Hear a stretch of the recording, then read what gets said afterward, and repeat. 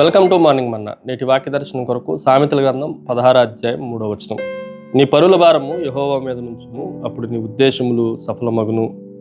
మరొకసారి దేవుని వాక్యంలో నుండి జ్ఞాని అయిన సొలొమోను చెప్తున్న మాటల్లో 4 ప్రాముఖ్యమైన సత్యాలు ఈ ఉదయకాల సమయంలో మనం గ్రహించాలి. Number 1, it is a surrender, సమర్పించుకొనటం, మనం దేవునికి లొంగిపోవటం.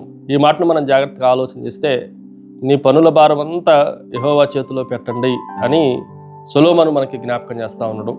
చాలా సందర్భాల్లో మనము ఆ భారాలన్నింటిని మన మీద వేసుకొని ముందుకి నడవలేక ఆగిపోయి పతనం అయిపోయిన పరిస్థితులు చాలా కనపడతా ఉన్నాయి. ఉదాహరణకి ఓ బరువైన సంచిని మోసుకుని వెళ్తున్న ఒక కుమారుని మనం ఆలోచన చేస్తే, కొంత దూరం వెళ్ళిన తర్వాత ఆయాసం వస్తుంది. కానీ ఆ బరువైన సంచిని తండ్రి చేతిలో పెడితే భారమంతా తగ్గిపోయి చాలా సులువుగా నడవటానికి అవకాశం ఉంటుంది. అలాగే మన భవిష్యత్తుని గురించిన భారము, మన నేటి భారాన్ని అదంతా ప్రభువు చేతిలో పెట్టినప్పుడు మనం చక్కగా ముందుకు వెళ్ళటానికి అవకాశం ఉంది అన్న విషయాన్ని ఈ ఉదయకాల సమయంలో మనం దృఢపరచుకోవాలి. రెండో విషయాన్ని మీకు జ్ఞాపకం చేస్తాను. ఇట్ ఈజ్ ఏ సీక్, వెతుకుట. ఎప్పుడైతే మన పనిని, మన భారాన్ని దేవుని చేతిలో పెట్టామో, ఆ పనిని కొనసాగించడానికి కావలసిన జ్ఞానం కొరకు మనము దేవుని యొద్ద వెతికే వారంగా ఉండాలి. మన భారం అంతా తొలగిపోయిందిలే అని మనం నిద్రపోవటానికో విశ్రమించడానికో మనం ప్రారంభించడానికి దేవుని జ్ఞానాన్ని వెతకటానికి దేవుని వాక్యాన్ని లోతుగా అన్వేషించే వారంగా ఉండాలి.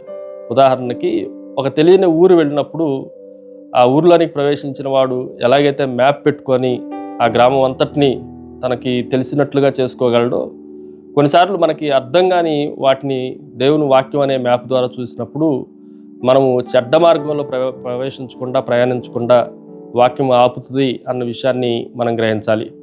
మూడో విషయాన్ని మీకు జ్ఞాపకం చేస్తాను. It is a start, ప్రారంభించు.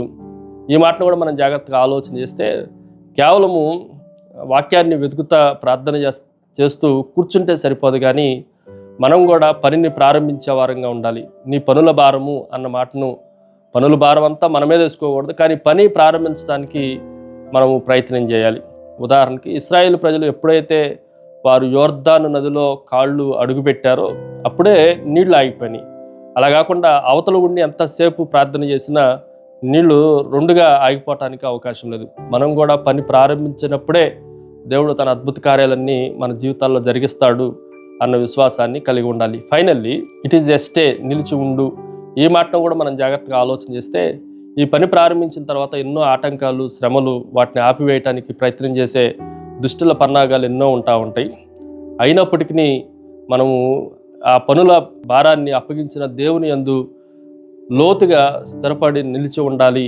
ఆ మాటను మనం జాగ్రత్తగా గ్రహించాలి.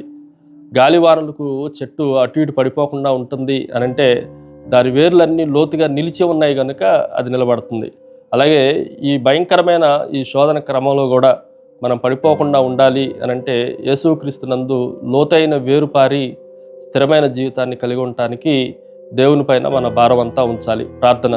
సకల ఆశీర్వాదములకు కారణభూతుడో తండ్రి, మా భారాన్ని, మా పనులన్నింటినీ మీ చేతుల్లో అప్పగించి ప్రార్థనాపూర్వకంగా ప్రారంభిస్తుండగా మీరే వాటిలన్నింటినీ విజయాన్ని అనుగ్రహించి మమ్మల్ని దీవించమని యేసు నామమున అడిగి వేడుకుంటున్నాం తండ్రి. ఆమేన్.